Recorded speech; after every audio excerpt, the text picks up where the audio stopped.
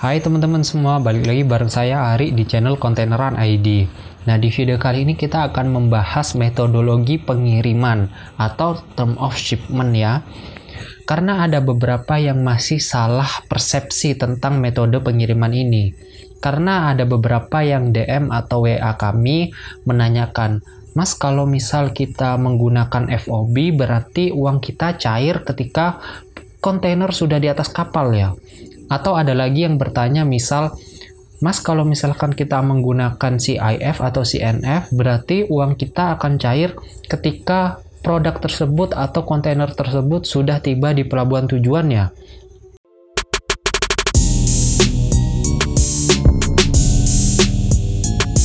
Nah, ini yang harus kita klarifikasi bareng-bareng karena metodologi pengiriman term of shipment dan metodologi pembayaran term of payment ini dua hal yang berbeda.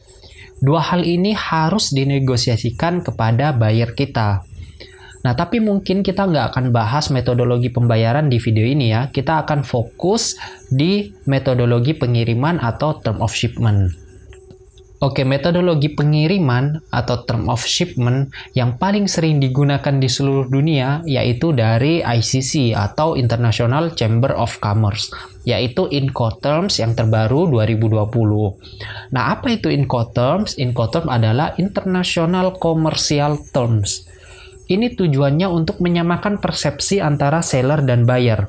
Persepsinya itu apa? Persepsi tentang kewajiban, tentang tanggung jawab, tentang peralihan risiko, dan juga biaya-biaya yang timbul dari pengiriman tersebut. Nah, Incoterms yang paling sering kita dengar dan mungkin juga banyak yang menggunakan Incoterms tersebut yaitu EXW atau Ex-Work, kemudian FOB atau Free On Board, kemudian CNF atau CFR, Cost and Freight, dan juga yang terakhir adalah CIF atau Cost Insurance and Freight.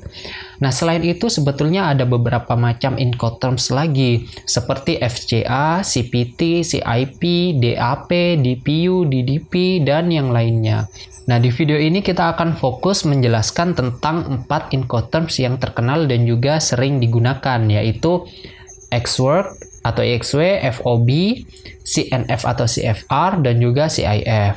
Nah, untuk macam-macam Incoterms lain, kita akan bikinkan kalau memang peminatnya banyak. Jadi, teman-teman jangan lupa komen di bawah ya. Oke, tanpa lama-lama kita akan bahas metode yang pertama, yaitu EXW atau Ex-Work. Biasanya dalam setiap penulisan EXW selalu diikutin dengan nama tempat, baik gudang atau tempat lain yang ditunjuk oleh buyer. Oke, apa aja sih tanggung jawab seller atau eksportir? Yang pertama, seller wajib menyerahkan produk di luar dari gudang mereka atau tempat lain yang ditunjuk oleh buyer. Biasanya dalam prakteknya, kita akan menunggu trailer daripada buyer tersebut yang sudah dijadwalkan oleh buyer, sehingga kita bisa langsung stuffing dari dalam gudang ke atas kontainer.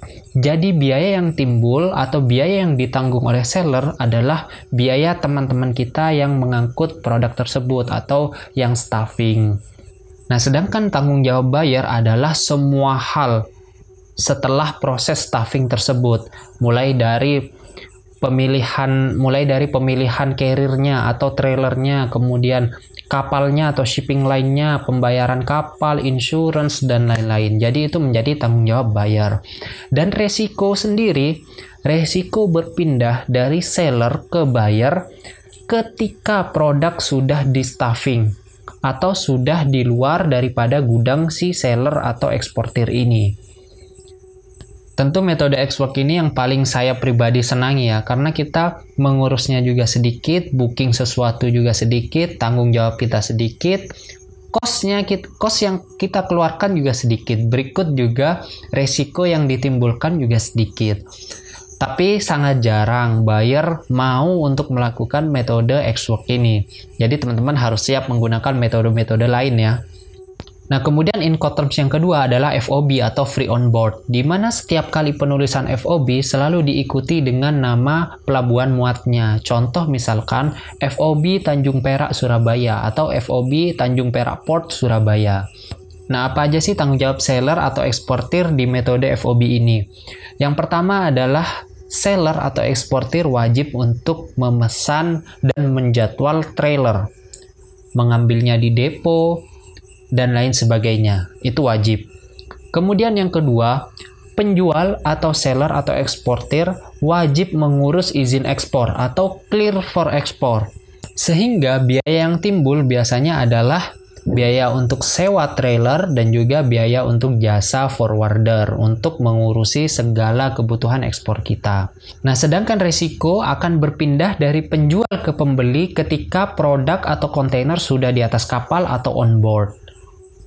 Nah, kemudian yang ketiga adalah CFR atau CNF, yaitu Cost and Freight. Biasanya setiap kali penulisan CNF atau CFR selalu diikuti dengan pelabuhan tujuan. Contoh misalkan negara tujuan ekspor kita Saudi Arabia, biasanya kita menggunakan portnya Jeddah. Jadi CNF Jeddah Port Saudi Arabia. Nah, apa aja sih bentuk tanggung jawab daripada seller atau eksportir kali ini di metode kali ini? Tanggung jawab yang paling penting adalah seller atau eksportir wajib atau bertanggung jawab hingga produk atau kontainer tersebut sampai ke pelabuhan tujuan dari negara tujuan ekspor. Jadi tanggung jawabnya selain FOB yang tadi sudah kita sebutkan, ditambah seller atau eksportir wajib memesan space atau booking space di shipping line. Sehingga biaya yang timbul adalah selain yang kita sudah jelaskan di metode FOB tadi, ditambah biaya kapal dari pelabuhan muat hingga ke pelabuhan tujuan. Nah, harga ini bisa ditanyakan kepada shipping line atau forwarder daripada teman-teman sekalian ya. Nah, tapi menariknya dari metode CFR ini atau CNF ini, resiko berpindah dari seller ke buyer ketika barang atau kontainer sudah di atas kapal atau on board. Jadi meskipun kita menanggung biaya sampai ke pelabuhan tujuan, tapi resiko yang kita tanggung hanya sampai ke atas kapal atau kontainer sudah di atas kapal atau on board. Jadi paham ya, di sini perbedaan resiko dan juga tanggung jawabnya. Oke, kita lanjut ke selanjutnya yaitu CIF.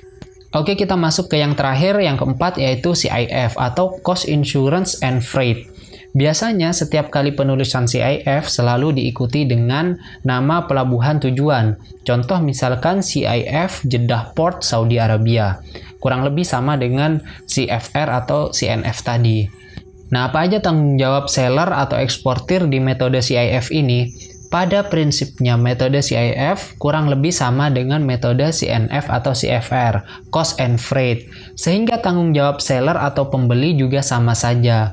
Hanya harus menambah asuransi atau menanggung membayar asuransi dengan syarat pertanggungan minimal yaitu ICC-C.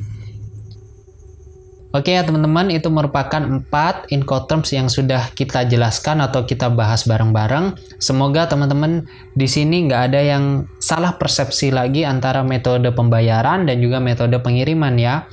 Kami doakan teman-teman selalu lancar usahanya, berkembang terus, dan terima kasih banyak teman-teman udah nonton video ini. Jangan lupa kalau ada saran bisa komen, ataupun nanti kalau rame kita bisa bikinkan macam-macam Incoterms lainnya, oke?